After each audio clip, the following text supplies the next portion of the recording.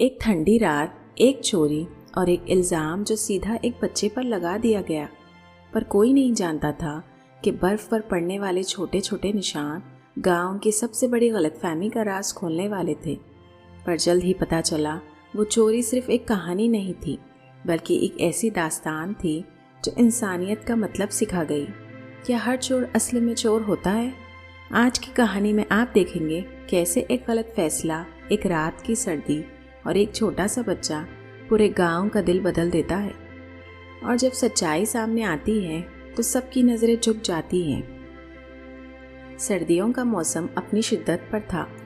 گاؤں کی مٹی کی گلیوں پر برف کی پتلی سی پرت جم چکی تھی۔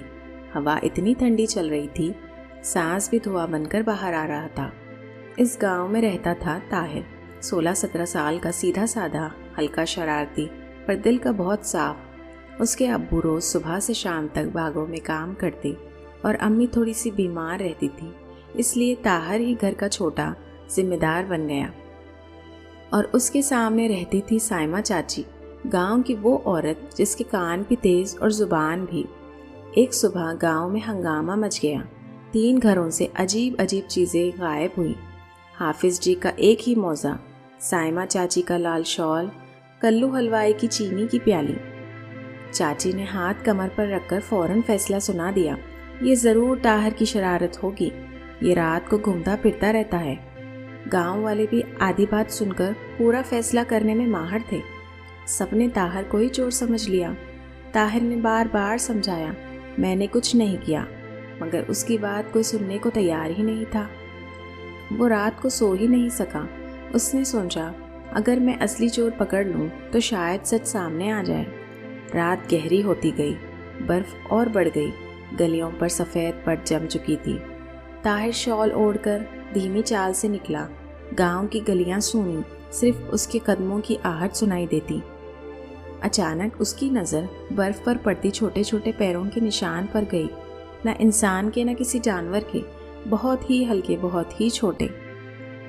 طاہر ان پیروں کے نشان کا پیچھا کرتا ہوا ایک پرانے ٹوٹے پھوٹے مٹی کے گھر تک پہنچ گیا۔ ڈر کے باوجود اندر جھانک کر دیکھا تو اس کی سانس رک سی گئی۔ اندر ایک چھوٹا سا بچہ بیٹھا کانپ رہا تھا، 6 سے 7 سال کا، پتلی سی کمبل کی جگہ چاچی کا لال شال اوڑھے ہوئے، سر پر موزہ پہنا ہوا جیسے ٹوپی ہو۔ پاس ہی شکر کا برتن پڑا تھا۔ طاہر کا دل بھر آیا۔ وہ بچہ کچھ بول نہیں رہا تھا، صرف کانپ کر اپنی آنکھوں سے سب کہہ رہا تھا۔ اس کا دکھ، اس کی بھوک اور اس کی تنہائی، سب اس کے چھوٹے سے چہرے پر لکھا تھا۔ طاہر نیچے بیٹھا اور بہت نرم آواز میں بولا، تم نے چوری نہیں کی، تم نے زندگی بچائی ہے۔ بچہ رویا نہیں، صرف طاہر کو زور سے پکڑ لیا، جیسے بہت عرصے بعد کسی نے پیار دیا ہو۔ اگلے ہی دن طاہر بچے کو اپنے گھر لے کر آیا۔ اس نے اسے گرم کپڑے پہنائے، انگیٹھی کے پاس بٹھایا، گرم دودھ پلایا۔ گاؤں والے جب جاننے لگے کہ اصلی چور کون تھا تو سب کی زبان ایک دم چپ ہو گئی۔ چاچی کی آنکھوں میں شرم اور پچھتاوا، حلوائی بھی پریشان تھا، اور حافظ جی کی آنکھیں بھی نم ہو گئیں۔ طاہر کے قدم زمین پر تھے اور سر آسمان پر۔ اس نے بنا کچھ کہے ایک اکیلا بچہ پورے گاؤں کو ایک سبق سکھا گیا۔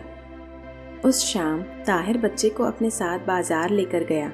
گاؤں والے دور سے دیکھ رہے تھے۔ حافظ جی نے نئے موزے لے کر دیے، حلوائی نے گرم دودھ اور مٹھائی تھما دی، چاچی نے اپنے لال شال اس کے کاندھوں پر ڈال دیا۔ جو کل تک چوری تھا آج پیار بن گیا۔ بچہ مسکرا دیا۔ سردی کی رات میں بھی اس کی مسکراہٹ نے پورے گاؤں کو گرم کر دیا۔ انسانیت تب شروع ہوتی ہے جب ہم دوش دینے سے پہلے درد سمجھنے کی کوشش کرتے ہیں۔ ہر غلطی کے پیچھے بری نیت نہیں ہوتی۔ کبھی کسی کے عمل کو دیکھ کر فیصلہ مت کرو، شاید اس کے پیچھے ایک کہانی ہو جو تم سمجھ نہیں سکتے۔